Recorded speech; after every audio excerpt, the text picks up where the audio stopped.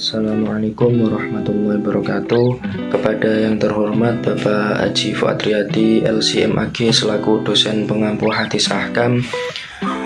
Di sini kami akan memaparkan PPT kami yang berjudul hadis tentang walimah.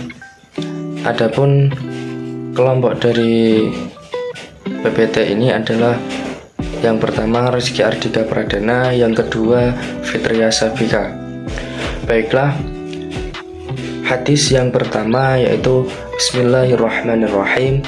Haddatsana Yahya bin Yahya qala qara'tu ala Malikin an Nafi'in an Ibni Umar qala qala Rasulullah sallallahu alaihi wasallam idza du'iya ahadukum ilal walimati falyatiha, rawahu Muslim.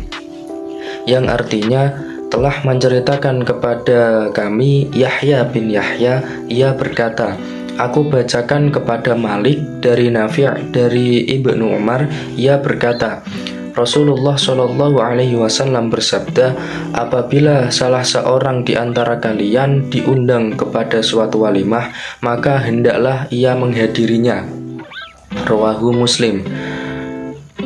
Adapun takhrij hadisnya yaitu, jika dilihat dari lafal al-walimah, maka menurut kitab Al-Mu'jam Al-Mufahras, hadis tersebut diriwayatkan oleh Bukhari, kitab nikah bab ke-71, Muslim, kitab nikah bab ke-96, Abu Dawud, kitab At-Ti'mah bab ke-1, Ibnu Majah, kitab Tohara bab ke-25, Ad-Darimi, kitab nikah bab ke-23, Imam Malik, kitab nikah bab ke-49, Ahmad bin Hanbal juz 11 halaman 20, 22 dan 27. Adapun syarah hadis, Imam Muhyiddin An-Nawawi di dalam kitab Syarah Sahih Muslim menjelaskan bahwa hadis ini memerintahkan untuk hadir apabila seseorang diundang ke suatu acara walimah.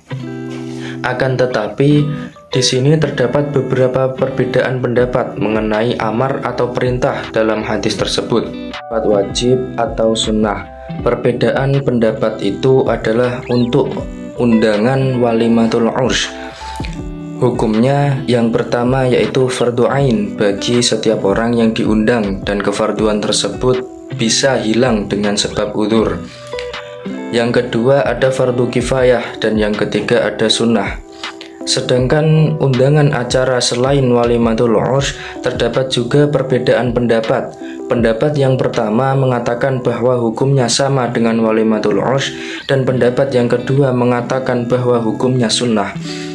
Adapun macam-macam udzur yang menyebabkan gugurnya kewajiban menghadiri undangan walimah adalah, yang pertama, makanan yang disediakan mengandung syubhat.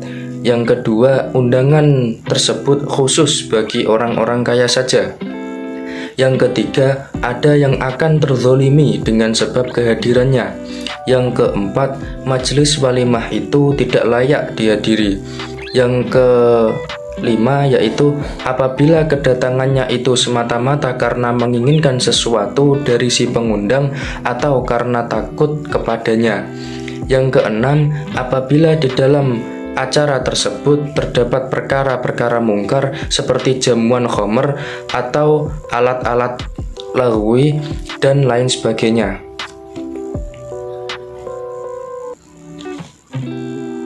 Hadis yang kedua yaitu Bismillahirrahmanirrahim. Haddatsana Muhammad bin Katsirin an Sufyana an Humaydi at-Tawili qala sami'tu an Sabna Malikin qala qadima Abdurrahman bin Aufin fa akhan nabiyyu sallallahu alaihi wasallam bainahu wa baina Sa'd bin Rabi'i al-Ansari wa 'indal Ansari amra'atani fa'aradu alaihi ayunasifahu ahlahu wa malahu faqala barakallahu laka fi ahlika wa malika tulluni ala suqi fa'atas suqa farabiha syai'an min aqidin wa syai'an min samnin farahun nabiyyu sallallahu alaihi wasallam ba'da ayyamin wa alaihi wadurun min sufratin faqala Mahyam ya Abdar Rahmani faqala tazawwajtu anshariyatan qala fama suqta ilaiha qala wazna nawatin min dhahabin qala aulim walau bisyatin. Arti dari hadis kedua itu telah menceritakan kepada kami Muhammad bin Katsir dari Sufwan dari Humaid At-Tawil, ia berkata, aku mendengar Anas bin Malik berkata, ketika Abdurrahman bin Auf datang, Rasulullah mempersaudarakannya dengan Sa'ad bin Rabi' al-Ansori. Seorang Ansori itu memiliki 2 istri, maka ia menawarkan 1 istri dan setengah dari hartanya kepada Abdurrahman bin Auf.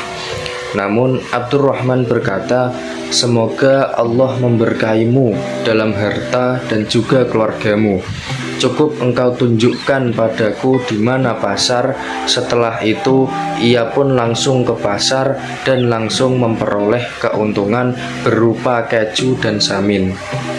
Setelah beberapa hari Rasulullah melihatnya dan padanya terdapat berkas-berkas kuning. Maka beliau pun bersabda, selamat wahai Abdurrahman. Abdurrahman berkata, aku telah menikahi seorang wanita Ansoria. Beliau bertanya, lalu apa yang kamu berikan padanya? Ia berkata, yaitu emas yang beratnya kira-kira 1 ons.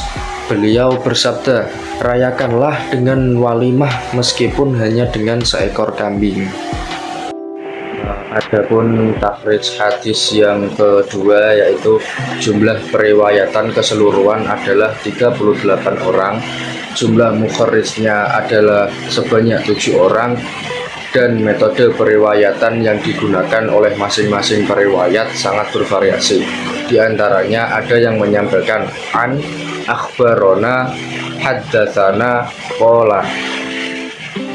Adapun syarah hadisnya yaitu walimah perkawinan diistilahkan dengan walimatul urs. Kata walimah adalah jamuan pesta atau dapat pula berarti berkumpul, karena banyak orang yang berkumpul menghadiri jamuan pesta tersebut. Jadi kata walimah dapat pula diartikan melaksanakan suatu jamuan makan sebagai tanda gembira untuk acara tersebut. Hadis yang dikaji ini secara implisit telah termaktub asbab al-wurudnya di dalam matan hadis. Dimaksud yakni ketika kaum muhajirin tiba di Madinah, Rasulullah Shallallahu Alaihi Wasallam mempersaudarakan Abdurrahman bin Auf kaum muhajirin dengan Sa'ad bin Rabi' kaum Ansor dengan ikatan persaudaraan. Sa'ad bin Rabi' yang mempunyai harta yang banyak dan istri yang banyak berhasrat membagikan harta dan istrinya kepada Abdurrahman bin Auf. Ternyata Abdurrahman bin Auf atas keluarga dan harta kebaikan Sa'ad sebagai penolakannya, ia terobsesi sebagai pedagang. Setelah itu Abdurrahman ingin mengawini wanita pilihannya, maka Rasulullah mengajukan untuk mengadakan pesta perjamuan makan atau walimah sekalipun dengan memotong seekor kambing. Makna lafadz hadis kedua yaitu pertama, lafadz fama secara tekstual dapat dipahami dalam hal kata apa, berarti menunjukkan bahwa mahar itu telah menjadi ketetapan dan kewajiban dalam pernikahan. Lafadz aulim adalah perintah fi'il amar, bila tekstual dipahami adalah kewajiban melaksanakan walimah. Akan tetapi mengadakan walimah itu hanyalah merupakan anjuran, karena tidak semua orang mampu melaksanakan, tergantung pada kemampuan ekonomi bagi kedua belah pihak, khususnya bagi suami. Kemudian ada makna memotong kambing, dipahami menunjukkan kadar minimal perjamuan makan dalam pesta perkawinan. Hal ini pula menunjukkan perlunya diadakan pesta sebagai rasa bersyukur bagi keluarga kedua mempelai. Kemudian persaudaraan dan saling memberikan bantuan kepada sesama, khususnya kepada saudara sendiri. Hal ini tampak ketika Sa'ad menawarkan harta dan wanita atau istrinya kepada Abdurrahman. Bahkan kepada sesuatu yang disayangi rela diberikan. Perlunya berusaha bagi setiap muslim nampak pada diri Abdurrahman mencari perdagangan untuk dijadikan sebagai tempat berusaha atau berdagang. Kemudian diperbolehkannya poligami. Hal ini terlihat ketika Sa'ad ingin memberikan salah satu dari sekian banyak istrinya kepada Abdurrahman. Demikian pula kejelasan status seorang istri sangat dibutuhkan. Hal ini untuk menghindari permasalahan yang akan muncul di kemudian hari. Kemudian hadis yang ketiga yang berbunyi Haddatsana Abdullah ibnu Yusuf akhbarona Malik an Bani Syihab anil A'raj an Abi Hurairah radhiyallahu anhu annahu kana yaqul syarat ta'ami ta'amul walimah yud'a lahal aghniya'u wa yutrakul fuqara wa man taraka ad-da'wata faqad asallaha wa rasulahu sallallahu alaihi wasallam, rawahul Bukhari. Yang artinya telah menceritakan kepada kami Abdullah bin Yusuf, Malik memberitahukan kepada kami dari Ibnu Syihab dari A'raj dari Abu Hurairah radhiyallahu an bahwa sesungguhnya Rasulullah shallallahu alaihi wasallam bersabda, seburuk-buruknya makanan adalah makanan walimah yang dimana dalam walimah tersebut yang hanya diundang hanyalah orang-orang kaya saja, sedangkan orang fakir miskin tidak diundang. Siapa yang tidak memenuhi undangan walimah, maka ia durhaka kepada Allah dan Rasulnya. Hadis riwayat Bukhari. Adapun takhrij hadis ketiga ini, jika dilihat dari lafaz al-walimah, maka menurut kitab Al-Mu'jam Al-Mufahros, hadis tersebut diriwayatkan oleh 1. Bukhari kitab nikah bab ke-72, 2. Muslim kitab nikah bab ke-107, 109 dan 110, 3. Abu Dawud kitab At-Ta'imah bab ke-1, 4. Ibnu Majah kitab Loharoh bab ke-25, 5. Ad-Darimi kitab nikah bab ke-28, 6. Imam Malik kitab nikah bab ke-50, Ahmad bin Hanbal juz 2 halaman 241, 267 dan 405. Kemudian syarah hadis ketiga tadi, Ibnu Hajar Al-Asqalani dalam Fathul Bari fi Syar'i As-Sahih Al-Bukhari menerangkan bahwa hidangan dalam acara walimah akan menjadi makanan atau hidangan terburuk atau paling tercela ketika acara walimah tersebut hanya terkhusus bagi orang-orang yang kaya saja. Karena itu Ibnu Mas'ud berkata, apabila suatu walimah hanya dikhususkan kepada orang yang kaya saja sementara orang miskin tidak diundang, maka kita tidak diperintahkan untuk menghadirinya. Tetapi jika undangan tersebut disebarkan secara umum baik kepada orang kaya maupun fakir, maka hidangan walimah tidak akan menjadi makanan tercela. Jadi kalimat faqad asallahu wa rasulah itu menunjukkan kewajiban untuk menghindari setiap undangan, menghadiri setiap undangan. Orang yang tidak menghadirinya dianggap telah maksiat kepada Allah dan Rasulnya karena meninggalkan suatu kewajiban yang diperintahkan oleh Allah dan Rasul, sementara meninggalkan atau tidak melaksanakan yang diperintah oleh Rasul adalah maksiat. Kemudian makna lafaz, ada beberapa mufrad dan kosakata yang menurut penulis perlu untuk diberikan makna atau terjemahannya secara harfiah atau lughawiyah, seperti du'ya yang artinya diundang atau diajak, al-walimah yang artinya pesta atau kenduri, yakti berasal dari kata datang, syaron tidak baik atau jahat, at-ta'am yang berarti makan, al-aghniya jamak dari al-ghani yang artinya kaya, al-fuqara jamak dari al-fakir atau fakir. Selanjutnya yaitu keterkaitan hadis-hadis tadi dengan Al-Quran, itu berkait dengan Quran surat Al-Ahzab ayat 53 sampai 54 yang berbunyi, Bismillahirrahmanirrahim, Ya ayyuhalladzina amanu la tadkhulu buyutan nabiyyi illa an yu'dana lakum illa ta'amin ghairu nadirin innahu walakin idza du'itum fadkhulu fa idza ta'imtum fantashiru wa la musta'sinina al-hadithi inna dhalikum kana yu'din nabiyya fayastahyi minkum wallahu la yastahyi minal haqqi wa idza sa'altumuhunna mata'an fas'aluhunna min wara'i hijabin dhalikum adharu liqulubikum wa qulubihinna wa ma kana lakum an tu'du rasulallahi wa la an tankihu azwajahu min ba'dihi abadan idza dhalikum kana 'indallahi 'alima in tubdu syai'an aw tukhfuhu fa innallaha kana bikulli syai'in 'alima.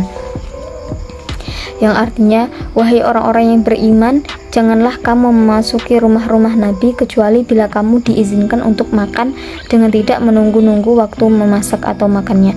Tetapi jika kamu diundang, maka masuklah, dan bila kamu selesai makan, keluarlah, maka tanpa asyik memperpanjang percakapan. Sesungguhnya yang demikian itu akan mengganggu Nabi. Lalu Nabi malu kepadamu untuk menyuruh kamu keluar, dan Allah tidak malu menerangkan yang benar. Apabila kamu meminta sesuatu keperluan kepada mereka atau istri-istri Nabi, maka mintalah dari belakang takbir. Cara yang demikian itu lebih suci bagi hatimu dan hati mereka, dan tidak boleh kamu menyakiti Rasulullah dan tidak pula mengawini istri-istrinya sesudah ia wafat selama-lamanya.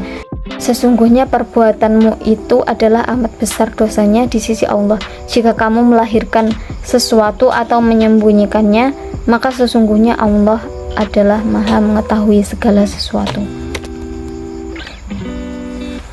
Ayat di atas keterkaitan mengenai adab-adab dalam memenuhi undangan. Ada beberapa adab yang harus diperhatikan dalam memenuhi undangan, yaitu 1. Tidak sekedar untuk memuaskan nafsu perut, tetapi harus diniati untuk mengikuti perintah syariat, menghormati saudaranya, menyenangkan hatinya, mengunjunginya, dan menjaga dirinya dari timbulnya buruk sangka jika dia tidak memenuhi undangan tersebut. 2. Yaitu mendoakan tuan rumah jika sudah selesai makan, dan mendoakan kedua mempelai dalam undangan walimatul urs. 3. Tidak memenuhi undangan jika di sana ada kedurhakaan dan lain sebagainya, termasuk ada baiknya membantu dengan harta bagi kerabat yang kaya dalam penyelenggaraan walimah.